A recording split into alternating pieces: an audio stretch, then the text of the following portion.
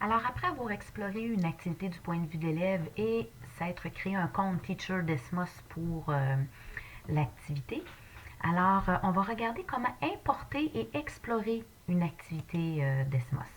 Alors, il y a quand même différentes façons d'aller s'outiller d'activités qui existent déjà. Évidemment, bien sûr, on peut créer, mais on peut aussi partir d'une activité qui existe déjà.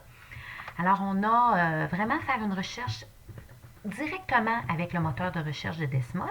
On peut aussi s'inspirer des créations qui ont été faites par des gens du Québec et qui sont déposées sur desmosfr.ca. Il y a un moteur de recherche, alors on peut vraiment chercher une activité en fonction des concepts, des auteurs et ainsi de suite, du niveau. Et on peut aussi demander à nos amis de nous partager leurs collections, ce que je ferai un peu plus tard. Là. Ça, ici, c'est mes collections. Alors, je vais aller vraiment regarder une recherche avec Desmos. Alors ça, c'est notre compte Desmos. Hein. Mon nom est là, j'ai bien mon compte. Ici, on a la page d'accueil, si on veut. On a les activités les plus populaires.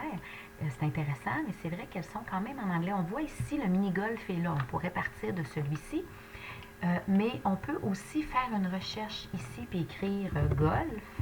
Et en écrivant golf, on va avoir cette activité-là. Alors, si je clique ici, je vois que je l'ai ici en français qui a été traduite par Jocelyn. Alors, je peux cliquer sur l'activité. Et puis là, en ouvrant cette page-là, je vois qu'elle est créée par Jennifer Vadney. Et puis, elle est aussi éditée par Desmos FR. Donc, on a l'arrière, l'envers de l'activité, si on veut.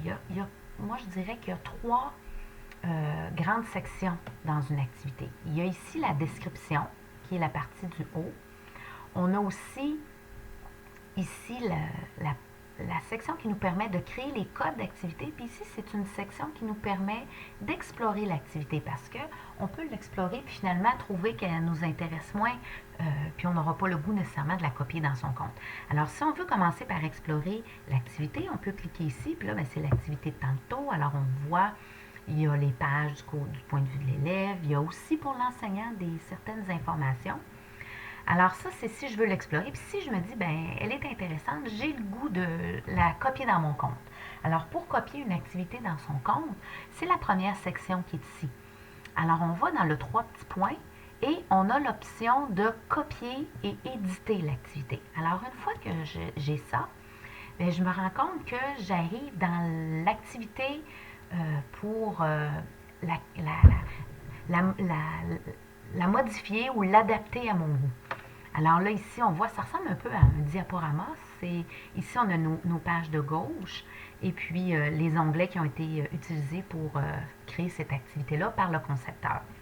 Alors, si je viens ici puis je vais jusqu'au bout, euh, on voit qu'il y a une petite description et puis elle est en lien euh, public.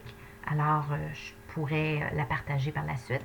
Et quand je fais publier, je reviens sur l'activité de façon générale.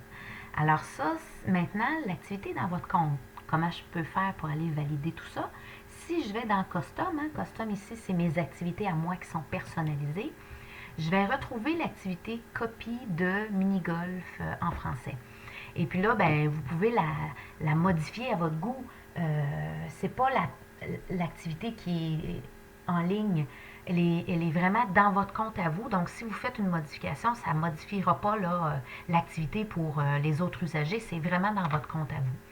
Alors, par la suite, vous pourriez décider que vous l'ajoutez dans vos collections. Alors, moi, j'ai déjà plein de collections, mais vous allez peut-être vouloir vous ajouter une collection, secondaire 1, 2, 3, peu importe. Et c'est une façon de classer, là, si on veut, les activités. Alors, si je veux retourner voir cette activité-là, et puis justement pouvoir l'éditer et la partager à un code à mes élèves, je vais faire la publication. Et parce que à chaque fois que je la modifie, il y a comme un brouillon là, qui est là. Et puis ici, ben, si je veux avoir un code classe, je vais aller ici créer le code classe.